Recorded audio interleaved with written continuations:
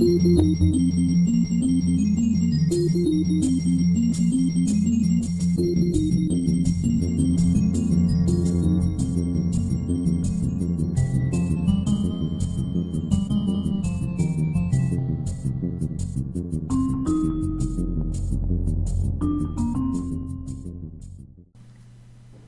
now we're in the final stage, and the stop-motion Terminator is after them.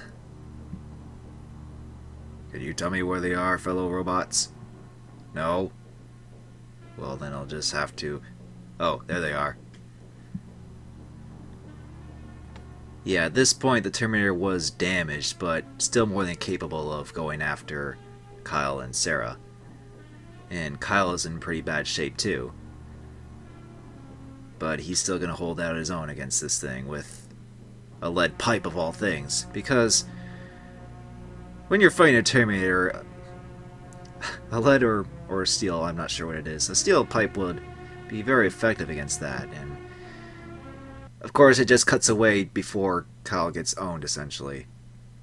But not before, well, if you've seen the movie you'll know, but you know what he did, But that's not the case in this game, as we have to go through another stage of the factory. And we have more of these lovely ladders to climb. And there's new enemies, these robots that shoot flames at you. And they do a lot of damage. So, yeah, try not to get near them, otherwise you'll die like that. Speaking of dying, guess how many times I died in this stage?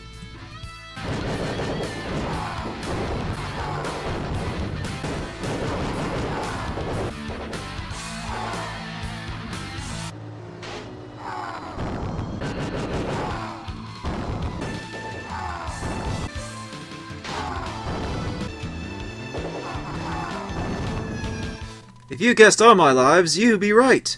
And once you lose all your lives, that's it. That's game over. No continues or anything. You have to play through the game all over. However, I have a way to get around that. In the menu, you can use a code to access the debug menu. That allows you to modify your gun and lives and such. So we'll go with our max gun, max lives we can select, and 20 pipe bombs to do.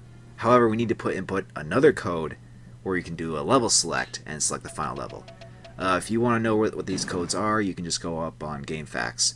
Although keep in mind, you have to input the debug menu first before the level select. Otherwise, it won't really work. As I found out when trying to do the level select code first. But we're now back, and we'll take care of this fire thing here in case I fall off. There we go. And there's really no consequences starting the game from here, other than, you know, having a low score. But this is an old game where, well, score doesn't really matter that much, so whatever. This stage is similar to the last one. It's shorter, but it's more difficult. There are a lot more difficult platforming sections and enemy placements in this level. So, in true video game fashion, the last stage is pretty much the most difficult. Okay, let's see if we can just creep up and okay, drop a pipe bomb. Let's see if we can just... Ah, no! Ow, ow, ow, fire, fire, that's hot, and... oh, shit. Okay, this time... yeah, I still die a lot in this stage. And this is before I even get to the frickin' Terminator. Oh, man. Gun placements everywhere are just... They can be annoying. They don't do nearly as much damage as the robots, but it's still a good idea to take them out if you can. But if they're in a really difficult spot where you can't really shoot them, like the only way to like aim up and not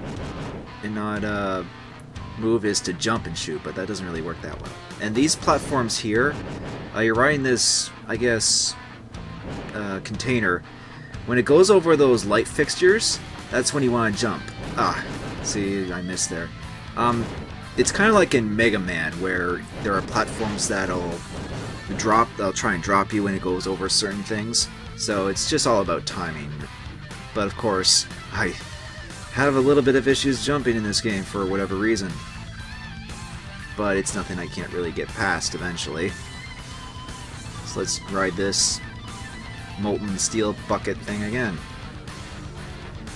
Hearing the sound cues helps a little bit too, because you hear a roaring sound just before it passes the light fixture. But so while you can go by sound with timing, it's best to go by the visual cue of when the thing is just passing over it.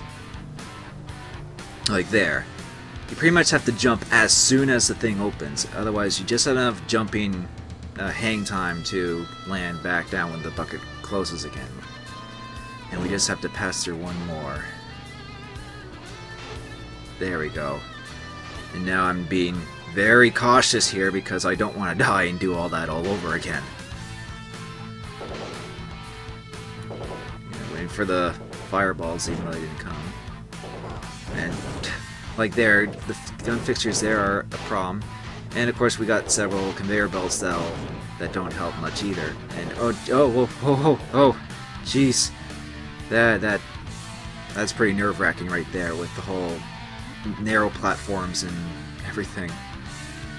Now there's a lift there, but we need to go up here and just shoot these. There's actually these things here. You'll have to like shoot a certain part of it to progress. There was one earlier I forgot to mention, but yeah, it's pretty simple to figure out, really. So we take this oddly colored out-of-place lift, and we go up and face another one of these crane things. We pretty much just shoot it. It doesn't even send out robots like last time, but whatever. There's like extra lives and health kits in this level too, but I don't know how to get to those. So that's why you see me dick around a little bit and try and figure out, oh, can I go this way and get them, or... Alright. There it is. Now this is the final confrontation with the Terminator. Now the thing is with this final boss fight, you have to lure it. You can't destroy it despite the fact it's already damaged and you have a freaking fire gun and pipe bombs with you. But instead you have to make it drop down with the switches there.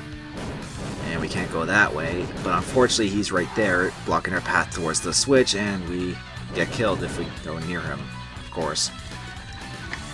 I died quite a bit to the Terminator here because I couldn't figure out right away how to get past him and make him drop down. The goal is you have to drop all the way down, and you actually have to pick up a weapon upgrade. That way you can actually destroy him, or at least half destroy him. You'll see what I mean later. Okay, so we drop down some more, and where is he? Well, oh, he's right there. Okay, now we go this way. We have to destroy that switch there, and we'll make him drop ahead of us. I'm just double checking to make sure I didn't miss anything. So we'll just drop down, and yeah, there's lava down there too, or molten steel, whatever. And the soundtrack finally changed for this fight for some reason, and oh, yeah, the Terminator got the drop on me. Heh.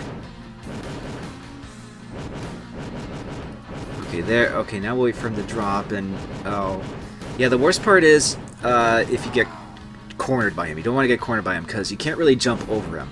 Well, you can if you have a little bit of, like if you jump from a ledge above him. I've only managed to do it once though, as you'll see in a second here. Because, see, I'm like, oh shit, he's right by the switch. How do I get past him?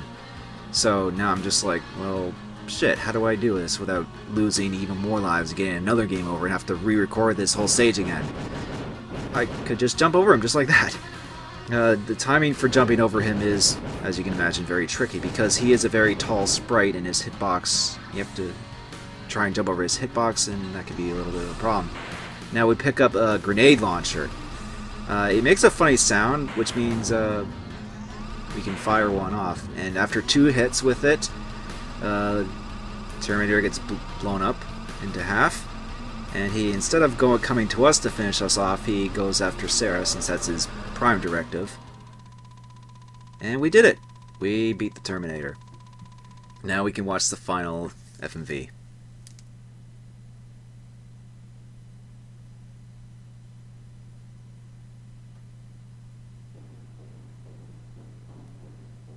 So yeah, this is pretty much just playing the final scene of the Terminator. Now, keep in mind, at this point in the movie, Kyle died. So, it's kind of funny how this game interprets it as you blew up the half of the Terminator with a grenade launcher instead of, well, doing what Kyle did in the movie.